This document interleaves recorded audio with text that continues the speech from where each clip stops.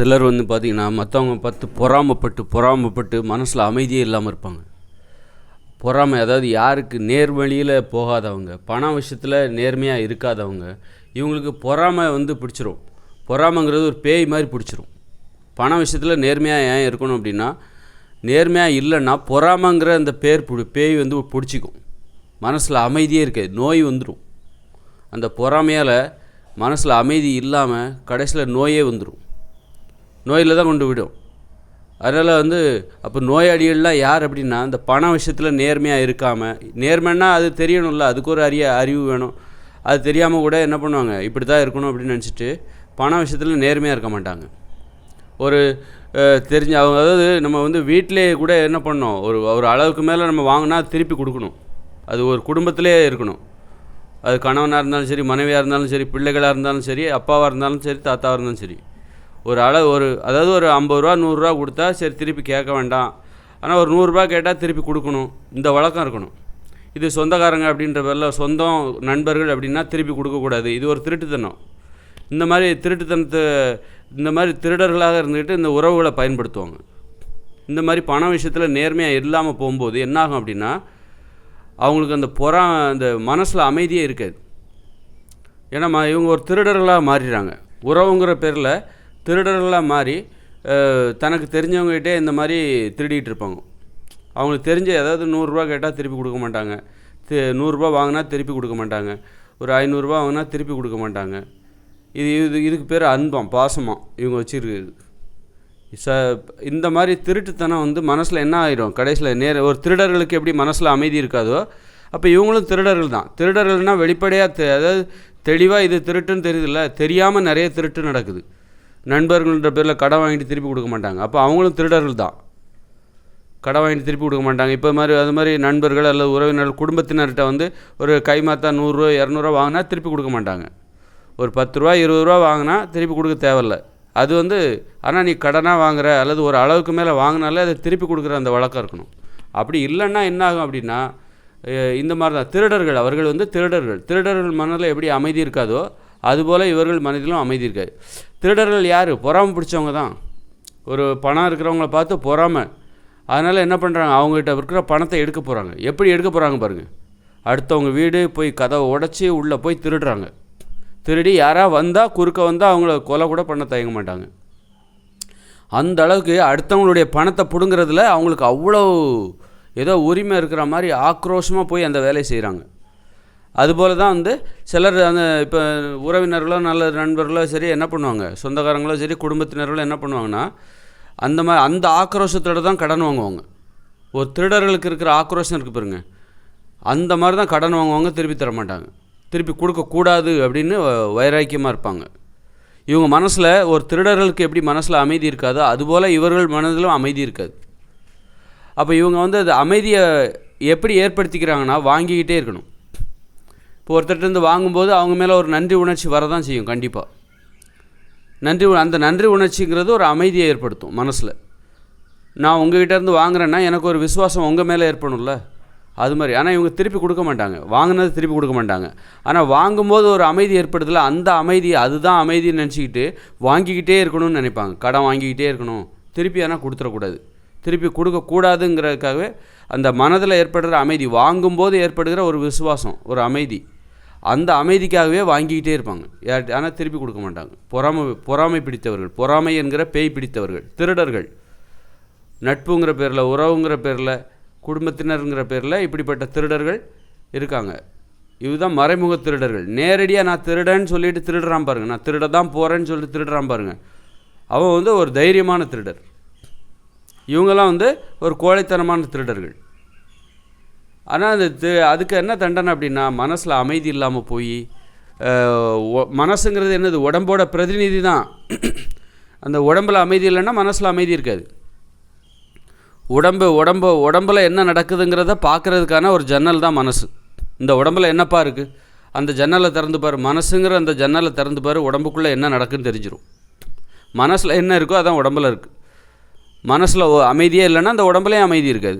உடம்பு மட்டும் எப்படி அமைதியாக இருக்கும்? இப்போ மனசில் அமைதி இல்லைன்னா தூக்கம் வர மாட்டேங்குது, அந்த உடம்புக்கு தூக்கம் வர மாட்டேங்குது இல்லை. உடம்பு வேறு மனசு வேறு கிடையாது. உடல் உணர்வுகளை தெரிந்து கொள்ளக்கூடிய ஒரு ஊடகம்தான் மனசு. ஊடகம் டிவி. இந்த உடம்பில் என்ன நடக்குங்கிறத தெரிஞ்சுக்கிறதுக்கான, தெளிவாக தெரிஞ்சுக்கிறதுக்கான ஒரு டிவி தான் மனசு. அதனால் மன அமைதி இல்லாமல் அப்படின்னா என்ன, உடம்பில் அமைதி இல்லாமல், உடம்பில் அமைதி இருந்தால் தானே ஆரோக்கியம் வரும். நிம்மதியாக அவங்க தூக்கம் கூட சரியாக வராது. அந்த மாதிரி கடைசியில் நோயாளியாக மாறிடுவாங்க அவங்க. அதனால தான் பண விஷயத்தில் நேர்மையாக இருக்கணுன்றது. பண விஷயத்தில் நம்ம புத்திசாலி, மற்றவங்க காசை வந்து வாங்கிட்டு திருப்பி கொடுக்காம ஏமாற்றிட்டோம், 100 200 இப்படி சுரண்டிக்கிட்டே இருக்கணும், இதுதான் நம்ம திறமை, இப்படி தான் உறவுகள்கிட்ட நம்ம விழிப்பாக இருக்கிறோம், நம்ம ரொம்ப திறமை, நம்மளை யாரும் ஏமாற்ற முடியாது, நாம தான் மற்றவங்கள ஏமாற்றுவோம், உறவுகள்கிட்ட இவங்க விழிப்பாக இருக்காங்களாம். இது வந்து பெரும்பாலும் பெண்களுக்கு கூட பொருந்தும். புருஷங்கிற பேரில் வந்து சுரண்டிக்கிட்டே இருப்பாங்க, வாங்கிக்கிட்டே இருப்பாங்க, அது வேணும் இது வேணும் அது வேணும் இது வேணும்னு சொல்லிட்டு வாங்கிட்டே இருப்பாங்கள்ல. இந்த மாதிரி பெண்களுக்கு மனசில் அமைதி இருக்காது. அதனால் கணவன் மனைவி உறவு எவ்வளோ அந்யோன்யமான உறவு, அங்கேயே நீ நேர்மையாக இருக்கணும். பண விஷயத்தில் ஒரு 100 திருப்பி கொடுக்க பழகு. ஒரு குடும்பமாக எப்படி இருக்கணும், ஒரு குடும்பம்னா ஒரு குடும்பத்துக்கு 20,000 ரூபாய் தேவை அப்படின்னா மாதத்துக்கு மனைவி 10,000 போடு, கணவன் 10,000 போடணும்.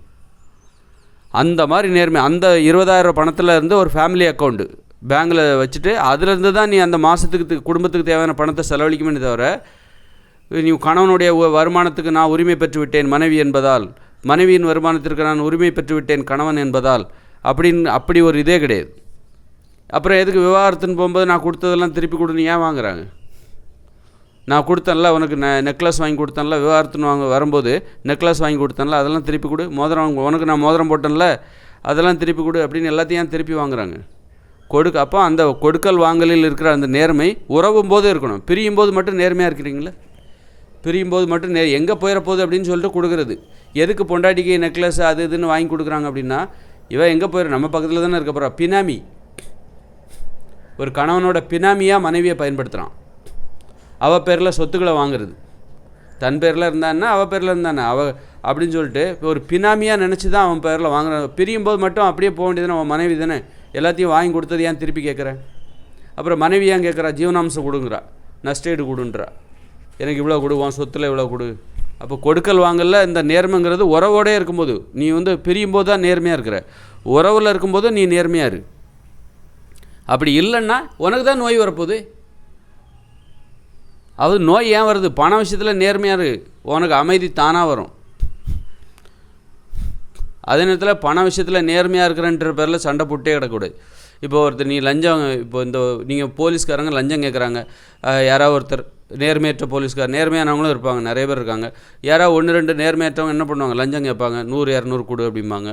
அப்போ அந்த இடத்துல போய் நான் கொடுக்க மாட்டேன் தரமாட்டேன்னு அங்கே போய் ஃபைட் பண்ணிகிட்டு இருக்கக்கூடாது.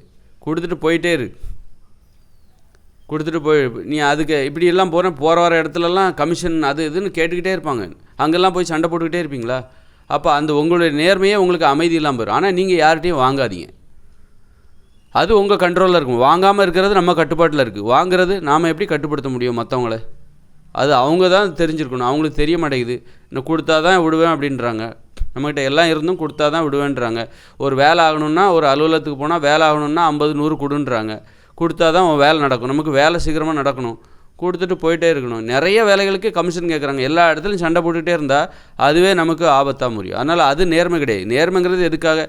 நம்ம பாதுகாப்பாக இருக்கணும், ஆரோக்கியமாக இருக்கணும். ஆனால் நாம் நேர்மையாக இருக்கணும், யார்கிட்டேருந்து வாங்கக்கூடாது. அது நம்ம கட்டுப்பாட்டில் இருக்குது.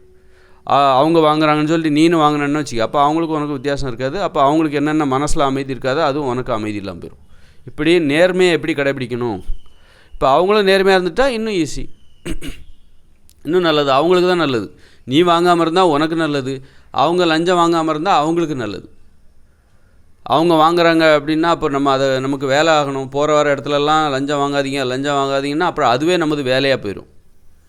லஞ்சம் வாங்காதீங்க சண்டை போட்டுருந்தால் அதுவே டென்ஷன் ஆகி கடைசியில் என்ன ஆகும்? அதுவே நமக்கு பாதுகாப்பு இல்லாமல் போயிடும். உடல் ரீதியாகவும் பாதுகாப்பு இருக்காது, வெளியிலையும் இவன் வந்து இந்த மாதிரி பிரச்சனை பண்ணுறான், லஞ்சம் கேட்டேன்னு சொல்லிட்டு எனக்கு மேலே பெட்டிஷன் போட்டாப்புல, அவனை என்னன்னு கேளுங்க அப்படின்னு சொல்லிட்டு ஏதாவது வேறு மாதிரியான ஆபத்து வந்துடும்.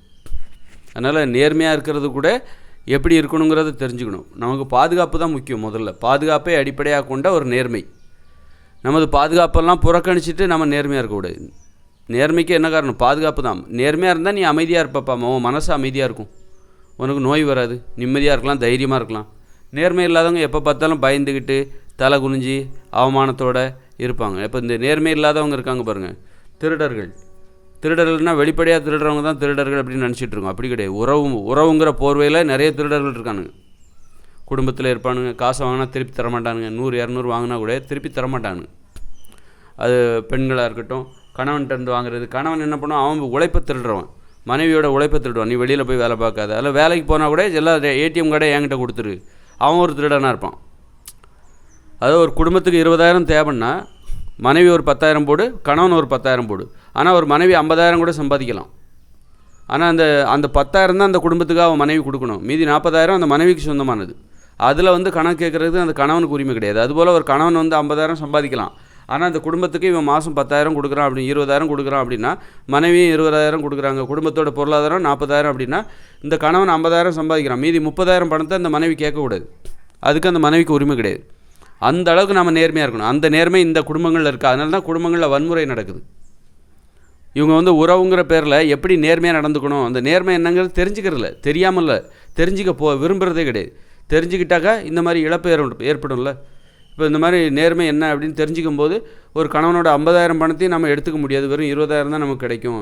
நாம் வேறு 20,000 போட வேண்டியிருக்கும். அதனால் நேர்மைங்கிறது நீ தெரிஞ்சிக்காமல் இருக்கிறது தான் நமக்கு நல்லது. எதை போய் அப்போ பணம் நமக்கு இழந்துரும். நேர்மையாக இருந்தால் நமக்கு பணம் இழந்துரும் அப்படின்னு நினச்சிட்டு நேர்மைங்கிற ஏரியாவுக்கே போக மாட்டாங்க. இப்படி தான் நேர்மையாக இருக்கணும் ஒரு குடும்பம். அப்போ தான் ஆண் பெண் உறவு அவ்வளோ அமைதியாக இருக்கும். மனித உறவு அந்த பண விஷயத்தில் அந்த அளவுக்கு நீ நேர்மையாக இருந்தால் மட்டும்தான் மனசில் அமைதி இருக்கும். அன்பளிப்பாக நம்ம வாங்கி கொடுக்குறோம் ஒருத்தருக்கு, உணவு வாங்கி கொடுக்குறோம். அன்பளிப்பு கூட சின்ன சின்ன பொருளை தான் கொடுக்கணும். ஒரு கணவன் மனைவி கூட ஒரு கணவன் மனைவிக்கு அன்பளிப்பாக நகை செயின் எல்லாம் போட்டான்னா சமயத்தில் விவாகரத்துன்னு வரும்போது நான் கொடுத்ததெல்லாம் திருப்பி கொடுமா. ஆனால் நீங்கள் 100-200க்கு வாங்கி கொடுத்த அன்பளிப்புகளை யாரும் திருப்பி கேட்க மாட்டாங்க. எதை நீங்கள் திருப்பி கேட்க மாட்டீங்களோ, ஏதாவது ஒரு தருணத்தில் பிரிய வேண்டிய அவசியம் வரும்போது எதை நீங்கள் திருப்பி கேட்க மாட்டீங்களோ அதான் அன்பளிப்பு. ஆனால் விலை உயர்ந்த பொருளை கொடுக்கும்போது திருப்பி கேட்பீங்க. திருப்பி கேட்கலன்னா கூட இவங்க கொடுத்துருவாங்க, நீ கொடுத்த இந்த நெக்லஸ் இருந்தா. ஏன்னா அது அன்பளிப்பு இல்லை, அது ஒரு கடன் மாதிரி. அன்பளிப்புன்னா அது அன்புங்கிறது எளிமையானது.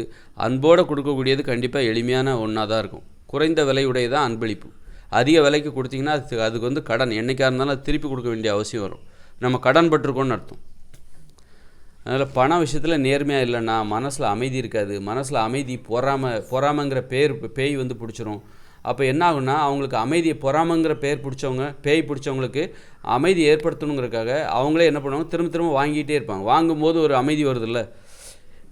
இப்போ எனக்கு நான் தான் பொறாமை பிடிச்சேன்னா உங்களை பார்த்து எனக்கு பொறாமையாக இருக்குது. நீங்கள் தான் என்னுடைய சகோதரர்னு வச்சுக்கோங்க, சகோதரின்னு வச்சுக்கோங்க. உங்களை பார்த்து எனக்கு பொறாமையாக இருக்குது. அப்போ எனக்கு அமைதி ஏற்படுத்தணும். உங்கள் மேலே எனக்கு பொறாமை வரக்கூடாது. அப்போ உங்கள்கிட்ட நான் என்ன பண்ணுறேன், ஒரு 100 ரூபா கொடுங்கன்னு வாங்குகிறேன். 100 ரூபா உங்கள் மேலே எனக்கு விசுவாசம் வந்துடுதா, அப்போ ஒரு அமைதி ஏற்படுதா எனக்கு. உங்கள் மேலே எனக்கு பொறாமை வர மாட்டேங்குது. ஏன்னா உங்கள்கிட்ட இப்போ தான் 100 ரூபா வாங்கியிருக்கேன். அப்போ இதுதான் எனக்கான அமைதியாக நான் நினச்சிக்கிட்டு அடிக்கடி நான் உங்கள்கிட்ட கேட்டுக்கிட்டே இருப்பேன். உங்கள் மேலே நான் பொறாமப்படக்கூடாது, ஏன்னா அமைதி தூக்கம் வர மாட்டேங்குது அப்படின்னு சொல்லிட்டு உங்கள்கிட்ட நான் அடிக்கடி பணம் வாங்கிட்டே இருப்பேன். அப்போ தான் எனக்கு அமைதி கிடைக்கும். எனக்கு அமைதி அடிக்கடி வேணுங்கிறக்காக நான் உங்கள்கிட்ட கேட்டு வாங்கிட்டே இருப்பேன். ஆனால் திருப்பி கொடுக்க மாட்டேன்.